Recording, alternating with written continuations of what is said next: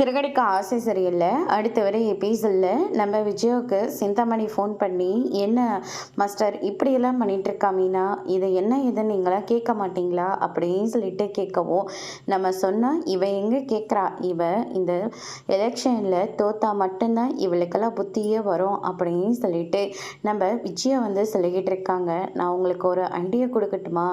Please master, எனக்காக இதை செஞ்சு கொடுங்க. உங்களுக்காக நான் எவ்வளவோ பண்ணியிருக்கேன். ஆனால் அதுக்காக பதில் பண்ணுங்கன்னு நான் கேட்கல. உங்களுக்கு இஷ்டமாக இருந்தால் இப்படி பண்ணி கொடுங்க.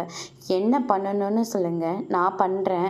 அதை விட்டுட்டு இப்படியெல்லாம் கெஞ்சாதீங்க. எனக்காக நீங்கள் எவ்வளவோ பண்ணியிருக்கீங்க அப்படின்னு சொல்லிட்டு நம்ம விஜயம் சொல்லவும், நாளைக்கு மனு தாக்கல் செய்ய போகிறோம். அதனால் அந்த மீனா அங்கே பேரை கொடுக்கக்கூடாது. அதுக்கு ஏதாச்சும் கொஞ்சம் ஹெல்ப் பண்ண முடியுமான்னு பாருங்கள் அப்படின்ற மாதிரி சொல்கிறாங்க. அவ்வளோதானே, நான் ஏதாச்சும் ஒன்று பண்ணி அவளை அந்த இடத்துக்கு வர முடியாத அளவுக்கு நான் செய்கிறேன் அப்படின்னு சொல்லிட்டு விஜயா சொல்லிடுறாங்க. அதுக்கடுத்து தான் இந்த சைடு நம்ம அண்ணாமலை இருந்துட்டு, நம்ம வீட்டு பொண்ணு அவள் ஜெயிக்கக்கூடாதுன்றதுக்காக அந்த சிந்தாமணி கூட சேர்ந்துக்கிட்டு இதெல்லாம் பண்ணுறையே, உனக்கே இது கொஞ்சம் அசிங்கமாக தெரியலையா?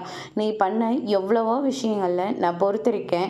ஆனால் மீனாவுக்கு எதிராக இந்த மாதிரி வேலையெல்லாம் பார்த்த, அதுக்கப்புறம் என்ன செய்வனே எனக்கு தெரியாதுன்னு சொல்லிட்டு அண்ணாமலை ரொம்பவே கோவப்படுறாங்க. அதோடு இன்னைக்கான பிரம முடிச்சிருக்காங்க. இனி இந்த பிரச்சனையெல்லாம் தாண்டி முத்து மீனாவை எப்படி ஜெயிக்க வைக்க போகிறாங்கன்றத வரப்போகிற எபிசோடில் பார்க்கலாம். தேங்க்யூ.